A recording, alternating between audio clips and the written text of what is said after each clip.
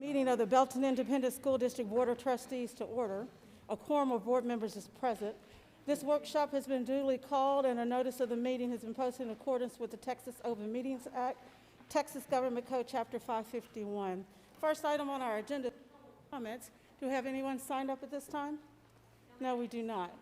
We'll move on into the workshop portion of our board workshop, and I'll turn that over to Dr. Smith. Madam President, members of the board, it's a pleasure to see you all tonight. Thank you for being here. It's nice to see you face to face. Just a reminder for everyone, we do have masks in the building, so if you need to take a mask break and you're 6 feet apart, that's understandable. I'll be putting mine back on after I'm done talking here. But it is understandable that we are all tired of wearing masks at this point, but we're doing our best to keep everybody safe. It would help if I turned my microphone on, apparently. And I've done that now, so if you heard my speech on masks, please try and keep it on, but it's understandable if you need to take a mask break. I'll take mine off while I'm speaking and then put it back on. We are excited tonight to bring you an update on goal number 2. As you all know, we adopted new goals in Belton Independent School District at a board meeting in June.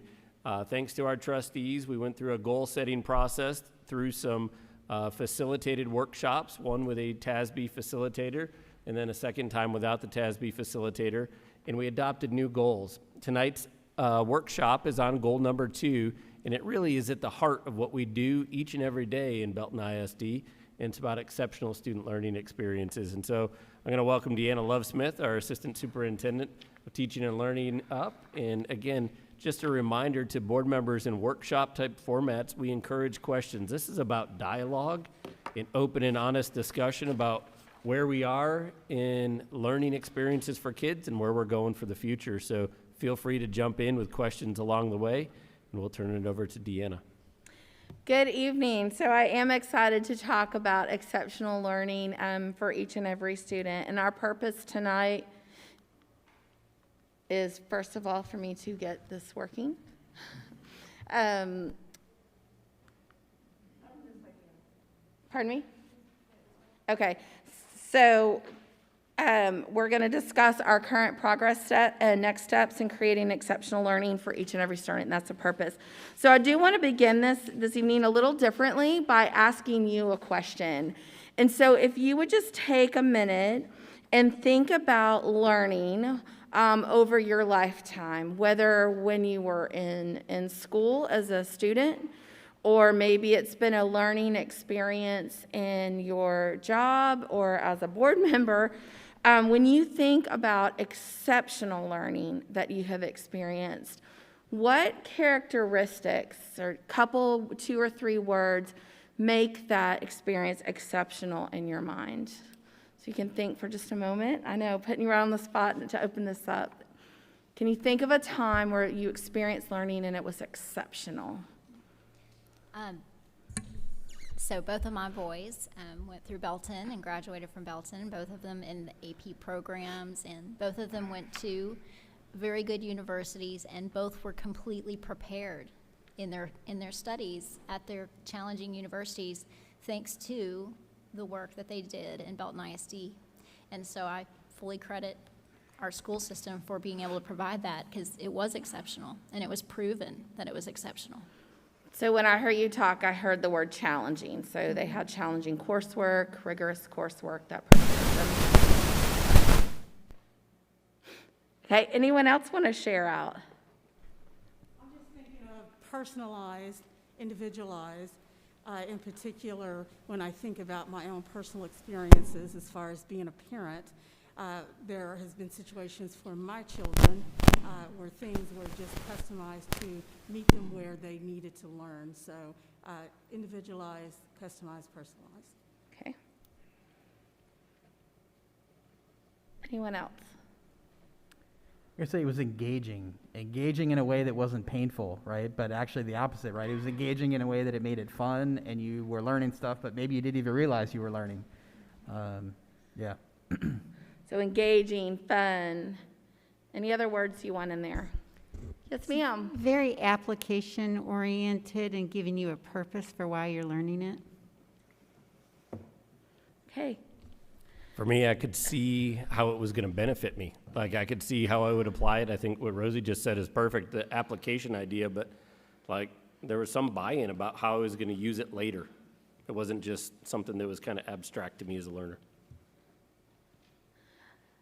So that is exactly what we're wanting to accomplish for each and every student. And so notice when you talk about those experiences, we don't necessarily talk about a program name, we don't talk about the curriculum, we don't even name the people, but with each person, I saw when we started that conversation, you start thinking, and it resonated, and in your mind, I think each one of you could go back to a specific time, either for you or for your children, and it was meaningful. And so that's what we're going to do in this work with our staff and our teachers, is get to that, what is exceptional? And what does that really mean? And then how do we guarantee that for each and every student across our system? Tonight, I'm going to begin with talking about exceptional learning for each and every student through certain programs. In the past, I would have come to you and done presentations on our English learners, our advanced academics, our career and technology, our special education, kind of in isolation of each other. And so tonight what we want to do is something a little different, and to really bring that information to you through those programs. We have many other programs, so this in no way captures every student. But it does start as a starting place for us on where we are within those programs exceptionally. We're also going to talk a little bit about our at-home learners, and then we're going to talk about our next steps. So we're going to begin with our English learners. Really, as we are seeking exceptional learning there, what comes to mind is that dual language program that we've begun. We are in our second year. We're now serving pre-K through second grade. But really what we did when we began that program was to start with the exceptionality of what English learners bring to our system, and the recognition that they could be bilingual. And that biliteracy makes that exceptional, to think that you leave our system fluent in reading, writing, speaking with 2 languages really produces a long-term benefit for you when you reach adulthood and future jobs. We know that we are a country with multiple languages, and so to have that add-on is exceptional. We this year are serving 144 students in our dual language program, and with second grade we start to move to a 70% English, 70% Spanish, 30% English model. And so remember, we're moving towards where we're speaking in the classrooms 50% English, 50% Spanish, and producing students, like I said, fluent in both. When our students reach 5th grade, they will be the first group of my knowledge in Belton ISD to be leaving elementary school with potential of 2 high school credits in Spanish. A foreign language other than English, and that is exceptional. As we work in this program, we also recognize that we have many English learners that aren't in our dual language program. They're English as secondary students. I need to update some information from when I ran a report earlier and reported to you all. We actually have 22 languages represented amongst our English learners, and so that's significant. And so as we work to strengthen this program, we really want to focus on those English as a second language learners, and specifically in secondary, how we can support them, how we support students who come to us from a language other than Spanish. Spanish represents about 75% of our languages, but every language matters in supporting students. We are also excited as we are on this journey to add to our communication tools a social media site, Las Familias de Belton. And so that's a social media site on Facebook where we can put our posts in Spanish and try to reach a greater audience than those that were following our English. Like I said, we want to focus for our future work on our dual language. We offer a one-way model. One-way model means that when you're in our dual language program, you came to us speaking Spanish, and then you leave proficient in Spanish and English. We would love to see a two-way model. A two-way model would mean you could also come to us speaking English, and choose to be in that program and leave speaking English and Spanish. So we're looking at that, and we're looking at the extension of dual language beyond elementary. So right now we're slated for it to be through 5th grade, but what are the possibilities that lie ahead of us in our middle school and high school as well? So that's our work with our English learners. If there aren't any questions around English learners, I'll move next to our special education. Okay, so special education, we have right at 1,706 students in special ed, and I sent a breakdown of that data, and you can see where that is a population that's growing, while our English language learner is staying about the same. We see our special education enrollment growing. When I talk about successes here, want to begin with our PATHS program. And so actually both PATHS and Delta are programs for our students for beyond Belton ISD, what happens after they graduate and meet those requirements. This past year, we had 4 students who entered the PATHS program at Texas A&M. That is a 2-semester program that provides students with an opportunity to earn a certificate to work in a career with students with disabilities or children. And what's exciting about that program is not only do we believe in it as a school system in preparing students who choose to enter in that program, but this year we hired a graduate from the PATHS program back into Belton ISD as an employee. And so we're excited to have a student working as a paraprofessional with our children. We also have a Delta program, which has currently 23 students in it.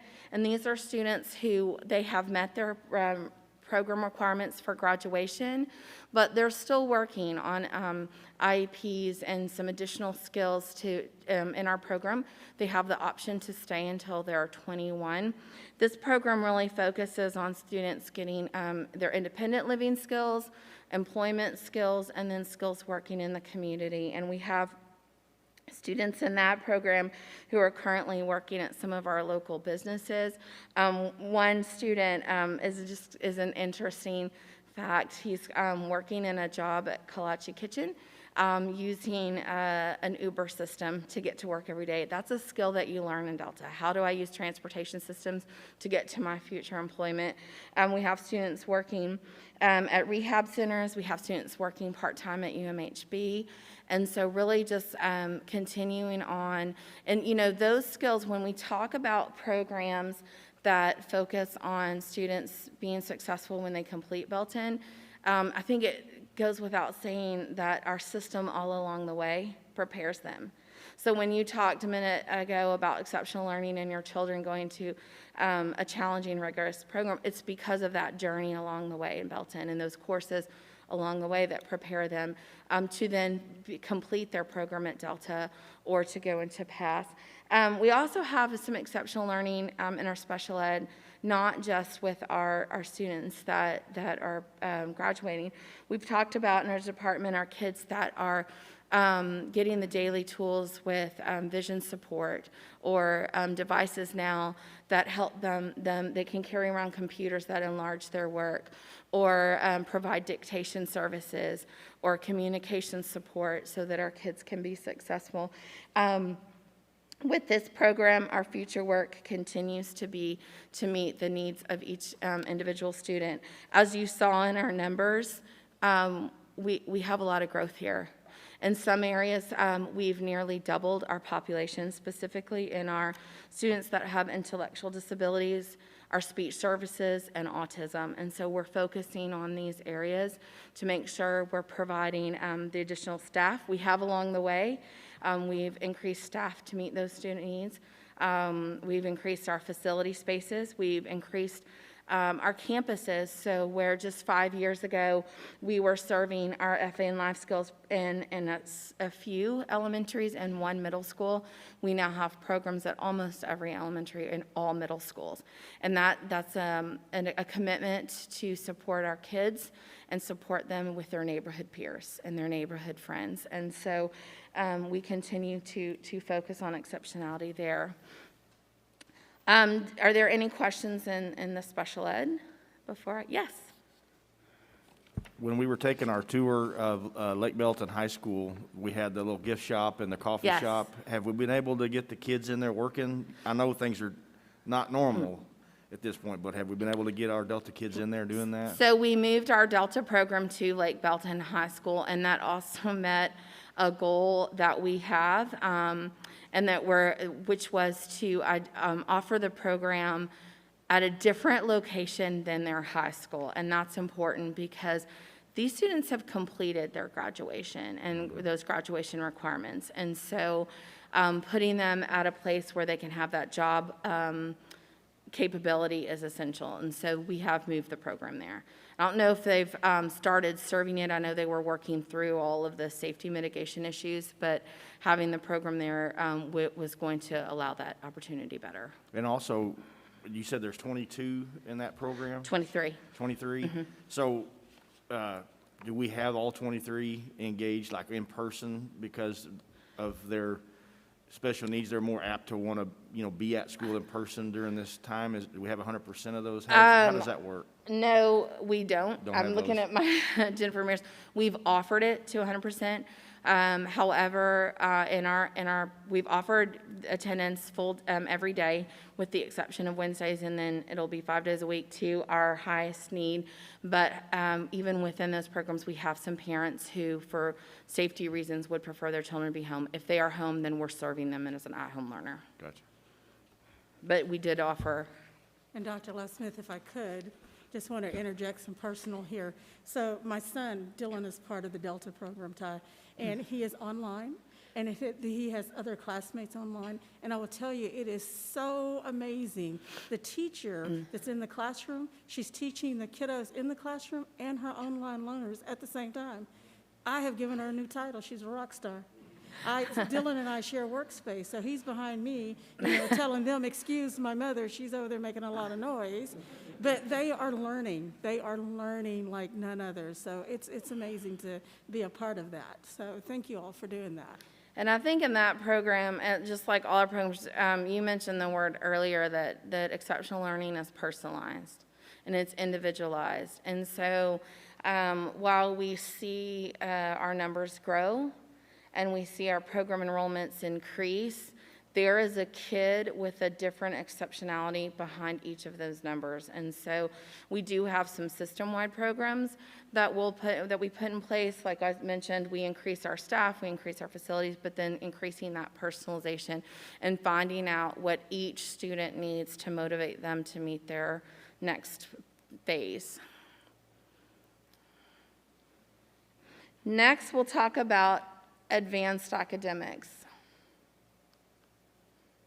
I just don't hold this just exactly right.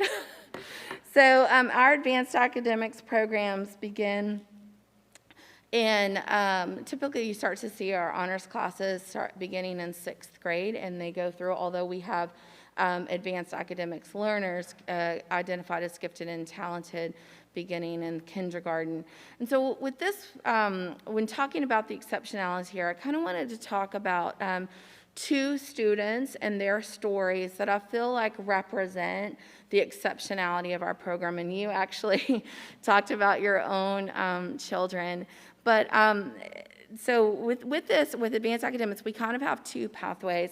The first pathway, I would say, are advanced placement courses. And you can be in both pathways, but oftentimes we have children choose one or the other. So we had a student that is enrolled at TCU this year. They completed 10 advanced placement courses. To the credit of their teachers and that student's work ethic and the curriculum and the rigor that was placed in those courses, the student was able to take AP exams and earn the equivalent of 31 college hours. And their parents actually called to thank us because for their parents, it was $53,000 credit for college, and that's exceptional when you think about the amount of money. Many of you have college students. You're paying that tuition, and that's real opportunity for that family. It's the opportunity for that student to put towards advanced work, and so that kind of represents the potential in some of our advanced placement courses. We also have dual credit courses.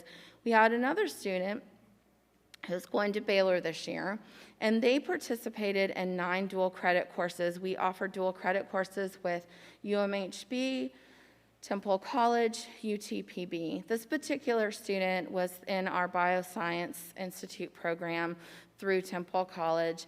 They took 9 dual credit courses. In addition, they took 4 articulated courses, which is not quite dual credit, but courses through Temple College. They earned 48 college hours and an associate's degree as part of that program.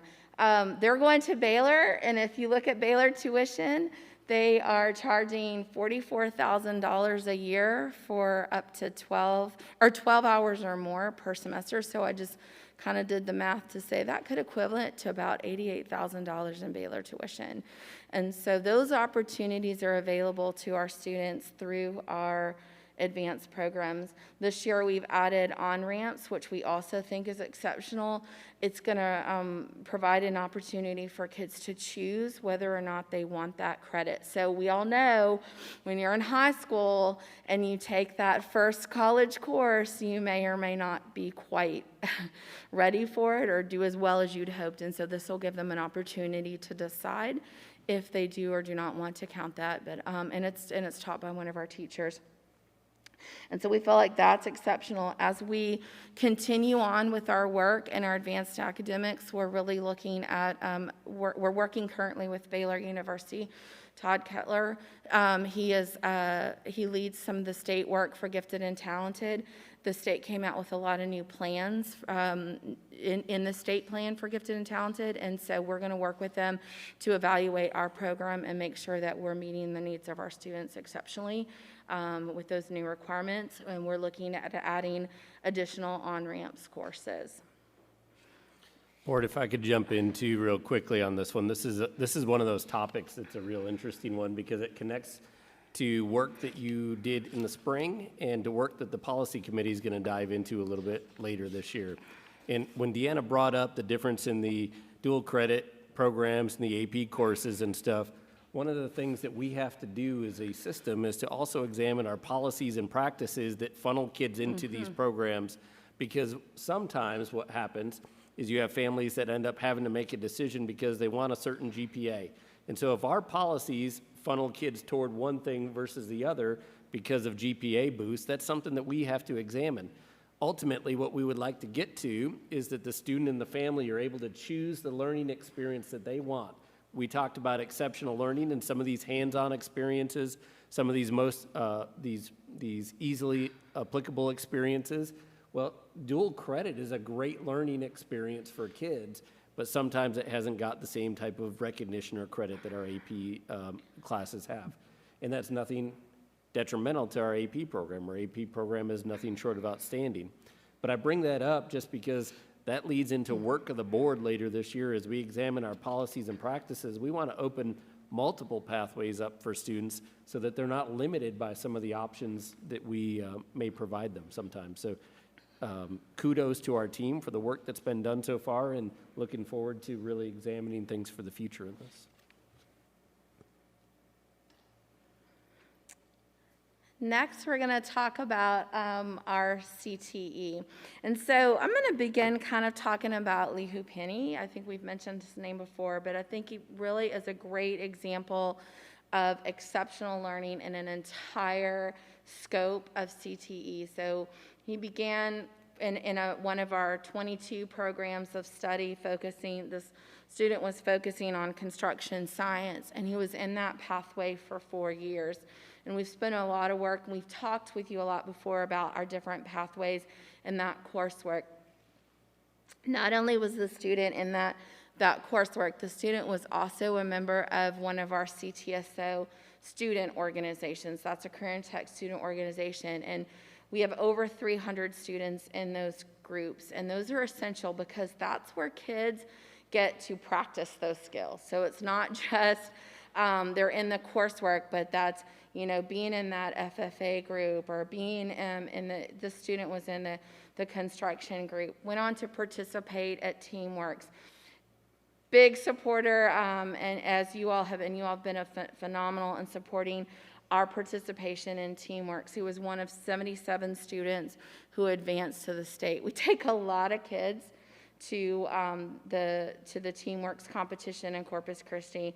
Of course, unfortunately, we know last year we lost that opportunity. And that was pretty devastating because we had kids that had been working up to that to show off their automotive skills, their culinary skills, their construction science skills. We have students in the law enforcement that are taking assessments there. And so it just, that was hard. That was hard for us to face. But when we were able to compete, Lee Penny was able to do that. Most importantly, and what's most exciting for us, from that competition, not only was he competing at the state level, but he was part of that TeamWorks team, the dream team that advanced to nationals and won. Which is exceptional to be competing and then winning on a national level. But most importantly, he was able to leave our system and become employed with one of our industry partners, RK Bass. And we spent a lot of time in CTE building our industry partners. We're expanding those partnerships now with the second high school. And really, we are fortunate that we have a community of partners, business partners that willingly want to come and not just donate money, not just donate supplies, but really be in the work and be in the work with our students and walk with our teams. We've had business partners at our competitions. And so to employ our students is exceptional representation of what we do in our programs and then turning them into community. And then, of course, for us, the highlight was that the student did work at Lake Belton High School on our electrical systems. And so that complete turnaround circle. For CTE, we are focused on high-wage, high-skill, high-in-demand programs and making sure that we are looking at regional industry data to support our programs and the coursework that we're providing for students. We do have the 27 industry-based certifications. We also have local certifications. Local certifications are ones we believe are important, but they are not recognized by the state. So some of our most common ones are Microsoft, which is a skill that will help you in being employed, a certified veterinary assistant. We have some Adobe Premiere Pro, and OSHA. OSHA is the leading one that our students earn locally that's not certified. And so really, again, focusing with our students that are in this pathway. And you know, as I'm talking about these different programs, they're not in isolation of it. We can have students cross programs, so it's not students making a choice to just be in advanced academics or to only be in our CTE pathway. We have English learners across these programs. It's just a way, this was a way for us tonight to maybe provide those reports on those programs a little differently than we had in the past and tie them to what we see as exceptional work. For CTE, our future work continues to be to focus on industry-based certifications. We did a lot of classwork revision last year. We don't see that change happening for this next year, but just really making sure kids are getting those industry-based certifications. Took a little bit of hit with COVID, and so we're making sure that we are finding our way now. How are we going to support that certification when we're in school, and then what modifications if we were to have to go back to an at-home for all at-home learner, if we were all at-home learners, which is not what we want. But we'll continue to focus on that. And then tonight we'll also want to talk about our at-home learners because this is a new area for us. We were thrust into the role of at-home learners last March, and there has been an intense amount of work to prepare for where we are today. But we've got a long way still to go. I really want to commend our teachers because they're working really hard to improve every day and something completely new. If you ever ask our teachers, do they ever foresee a day that they would be teaching and all their kids would be at home? They would have said no. I don't think any of us would have ever thought that. So just kind of an update on where we are since we last talked, because now we're living it, right? Everything we've talked about at-home learning up until now was planning. Now we're living it. So from our elementary, our students are using Seesaw and Google Classroom. We have kids in kindergarten logging in for Zooms and face chats and sharing about their learning and talking about their books and what are they learning with one another. Our elementary model right now is a little different from our middle school and high school. We learned along the way that to really offer all the courses, we would take a different approach at middle school. I'll talk about that in a minute. So for our elementary, we have a certified teacher that's working with them, dedicated to at-home learners. To the greatest extent possible, they're with their home campus, but that may change or it can vary over time as we experience our numbers constantly fluctuating. Our goal is to serve our students the best way that we can. They're following their schedules. They're using the same programs, the same resources as their students that are at school. And they're having all their reading, writing, math, social studies, music, and PE. So all the same content. And then a big difference for this year that we did not have in the spring is that they are completing assignments and work and getting feedback and grading, following the same scale that they would if they were attending school in person. Our secondary also is with a certified teacher, but as Ms. McDonald talked about a minute ago with her own student, we have our teachers that are working with at school and at home at the same time. And honestly, that's a teaching art that we're working to perfect. For some folks, it comes very natural, and for others, we're providing some support. Every week, and the more, it's like riding a bike. The more you do it, the better you become. But it's taken a while to really figure out how to best meet the needs of students and what that natural rhythm is. They are being served on their home campus. They're using their Schoology and Canvas platforms. They're following using the same resources, collaborating with students in person and at home. Like I said, with elementary, their assignments are being graded and for high school counting towards their GPA. That's very different from the spring. So our teachers are doing some great things. It takes a lot of work to plan for this type of learning and to meet the needs of our students and to ensure that it's exceptional. And so it's something that we're continuing to support our staff with, asking them what they need. They're using their Wednesdays right now for planning and continuing to just focus on our students. Do you have questions about our at-home learning? Sure.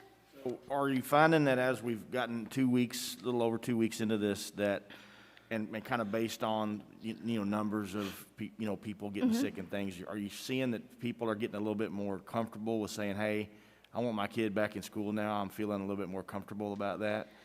We've seen the numbers go both ways. We have seen students that have realized that they're not at-home learners. And so at-home learning is a two-way street. It's what our teachers are supporting, and then it's also, is that work best for the student? And so we do have students that are coming to us that were at-home learners, and we've had a few that, for whatever reason, have decided to be an at-home learner. So we're being flexible either way, trying to work with the families. We are, and we have the guidelines in place for that for 9 weeks, but we're committed to doing what's best for each and every student and working with parents through that. And then I guess my second is, we've got the October, is it 2nd or 5th? What is that, where we're hoping we can move into stage 3 of our Yes. plan? So Matt's going to talk about that, I believe, a little bit later this evening, unless you want to. Yeah, we'll hit that in the superintendent report tonight and talk about the phase-in. Okay. Okay. Okay. Do you have any more on that? That's it. Okay. So, Hey, real yes, quick, I'm sorry. absolutely. Not a question necessarily, just some comment and experience. So I'm at a stage where I've got one at each level.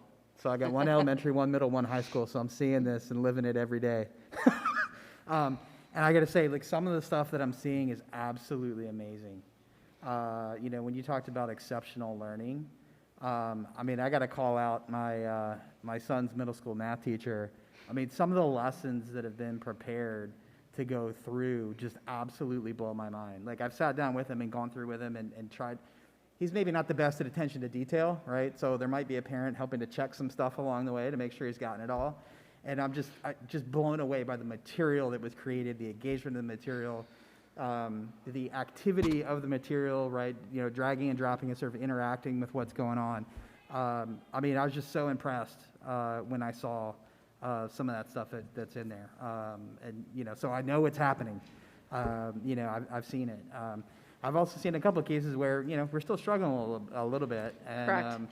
You know, and I think there's some areas just like taking attendance, right? I mean, unfortunately, there's some things I think consistency-wise we might be able to do to help some kids who are struggling to take attendance or to mark their attendance, right? But by and large, like I've just been amazed by sitting by my kids, sitting side by side, accessing the Schoology portal, you know, kind of going through and trying to figure it out with them. I've seen some really great stuff. So, thank you for that. And funny you mentioned attendance, we did just give some additional guidance on Friday to attendance and fleshing through that process and some strategies that we found that might be easier for our teachers. So those should have been rolled out this week by their principals. We're in week 3, and I can't express enough the big challenge this is, that this is so new, and that, you know, we didn't have teachers that went to school to learn how to do this.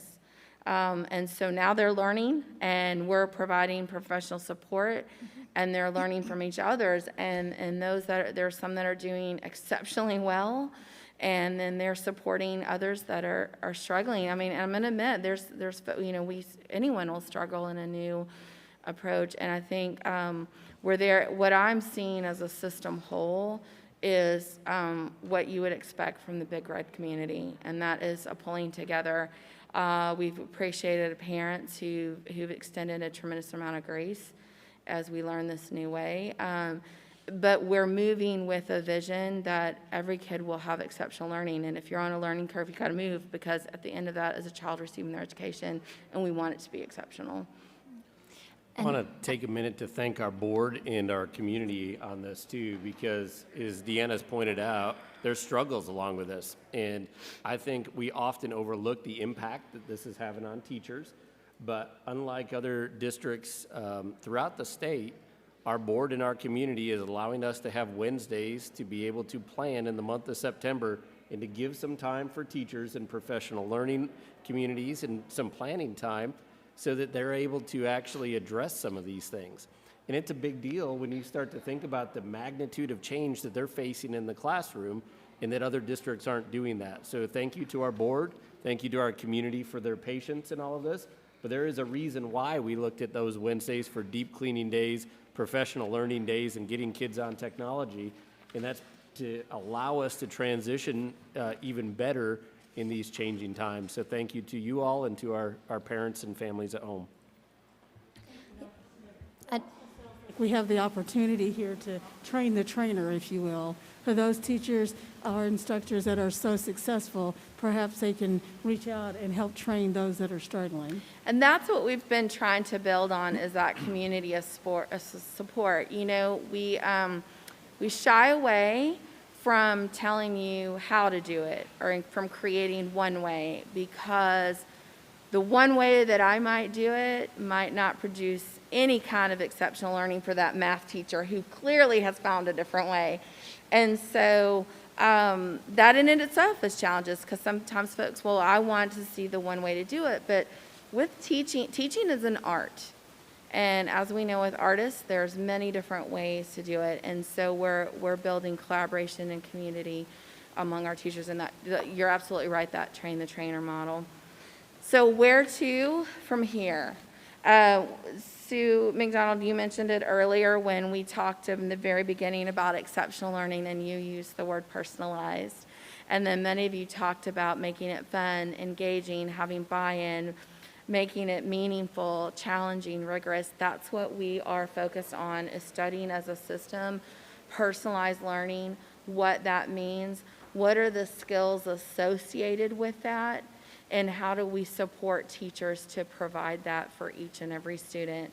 When I went through the presentation, I did talk about our next work with English learners, the increase in dual language, our special education, looking at our populations that are increasing, advanced academics, looking at adding our courses, and as Dr. Smith mentioned, maybe potential policies in our graduate profile and making sure those meet our needs, and then our CTE focusing on those industry-based certifications. And so just really continuing to push the work in each of those areas.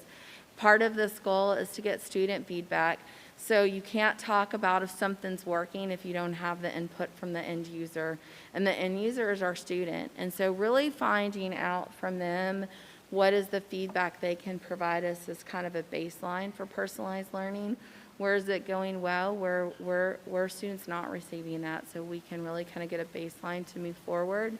And then creating a rubric of professional learning for these skills. So we can talk all about exceptional learning, and each one of you had that experience when we began this discussion about exceptional learning for you, but behind that was somebody that helped provide that experience. And so all those experiences vary, and so what are the common skills and the common support that our teachers will need as we're on this journey together, because that's their desire. You know, every teacher that I've ever known, their goal is to provide a great learning experience for kids. And so how do we do that? And how do we make sure that the student, that's what they receive? And so just partnering with our teachers as we move together on this is our big work for Goal 2. Deanna, I just want to say that in speaking to some teachers about this new era of teaching, they have said to me they're proud of the work they've been able to put out.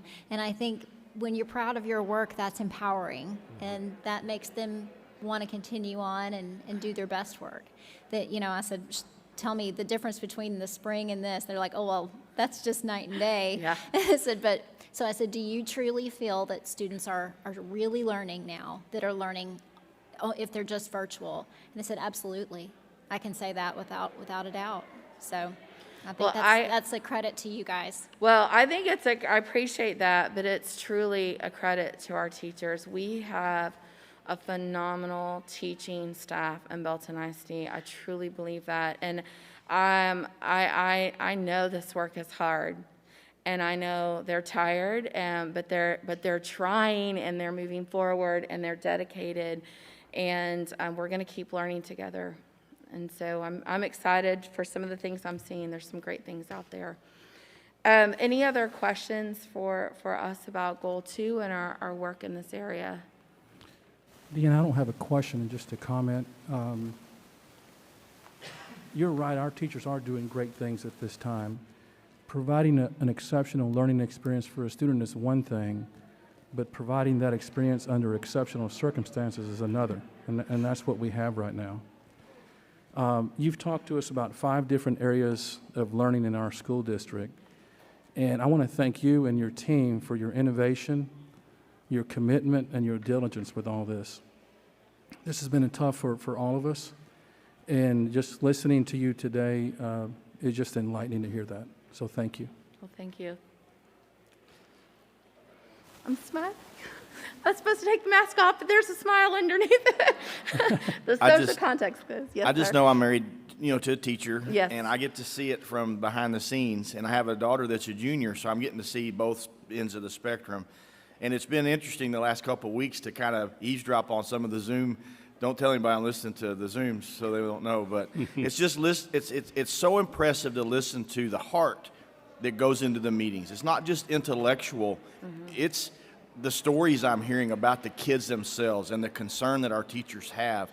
Those are the things that I hear when I'm listening to those Zoom calls from my wife. And so I know there's a lot of heart that goes into education. And not being able to see those little those kids every single day, that tugs on the heartstrings. But to listen to those Zoom calls the last 2 weeks while they've been, in the schools working with this system, I've appreciated that aspect of it, how much caring there is, not just the learning part of everything, but the caring that goes into it. And they really do care about the kids. And there's something else I want to, and I hope this goes out there.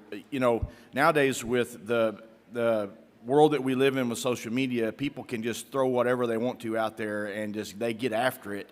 We've got a few people in the Big Red community. Us as school people can't necessarily get in the weeds sometimes, and we really want to jump in there and defend our people, defend what's going on. But we've got some people out there that I want to thank, that they always have our back. You know who they are. You hear them. And there was one the other day, someone was sending some zingers out there, and one person goes, well, my kids are in BISD, and we're doing a phenomenal job. And I want to just jump off my chair and, say thank you, because we do have some people out there that maybe aren't teachers, they're not necessarily parents, but they have our back. And so for those people in the Big Red community that are doing that, I appreciate that too. Because I used to think about you guys my first 3 years on the board, what's going on downtown a little bit, but now I think about y'all every day, because I know what's going on. And I know how hard this has been, and I know what this is like for our teachers and our transportation and our athletics, the things that they deal with that they've never had to deal with before. It's just all so crazy, but aren't we blessed to be in BISD and have you guys and our people that are working for us, honestly? So I feel like we're very blessed. It is exceptional times, and they're challenging times, and I feel like you mentioned your wife. We've got, I didn't mention, we've got folks given dyslexia services online. We have speech therapy services online. We have, things that we never thought we would provide, we are providing, and we're learning how. And if our teachers don't know how to do something, they're learning that because there's a kid behind it that they want to reach. And so, thank you. Thank you for those words, kind words of support. So a couple of things real quick. I want to thank Deanna, our teaching and learning team, our principals, and our teachers for all the work that's been going on in classrooms. As you all know, I've said many times to you all, I wouldn't have come to Belton ISD if there weren't great things going on. There has been good work done in Belton ISD for years. A special thank you to previous boards, previous superintendents, because I think the focus on kids was here from day one, and you can feel it. You can feel it when you walk the hallways in our schools, and I'm proud of that. That being said, we have good work left to do. We all were out visiting schools on the first day of school, and most of you were at elementary schools, and you remember what it felt like, and you heard with those kindergartners, those first graders with their backpacks on, and they're walking into the schools, and they're walking into the classrooms, and the excitement and joy that they felt coming back to school. And our challenge that we have is how we make sure that same excitement and joy is felt by seniors when they're walking across the stage, when they get in that diploma from Belton ISD, that we have created lifelong learners in those students, that they're proud of the work that they've done here in Belton, and that they're committed to learning more and deepening their learning no matter what their career path may be. So thank you to our team that's done such great work in the past, but also thank you to them for leading the charge as we move forward, because we're going to create something pretty exceptional here in Belton, and I'm proud of the work that we're going to do too. You saying that, Dr. Smith, that just really brought back to my memory an experience on the first day of school. It was over at Miller Heights, and there were two things that really touched my heart. One little girl jumped out of her vehicle. Teacher opened the door for her, and she said, "I missed you. I'm so glad to see you." That was amazing. Another little girl, she was headed to class. Her arms were full of bags of supplies, and me with my ever helpful self, I'm going to help her to her classroom, but I didn't know where I was going. And so she let me further know, "You're new, aren't you?" I said, "Yes, ma'am, I am." So she led me to where she needed to go. So she knew exactly where she needed to be. These students are excited. I'm excited. This is awesome. Thank you.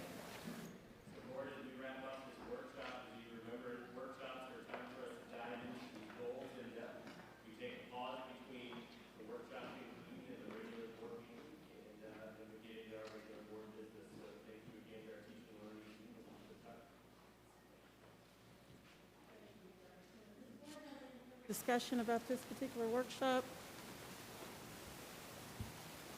Nope, seeing nothing further, then we will go ahead and adjourn. Our regular board meeting starts at 6:15.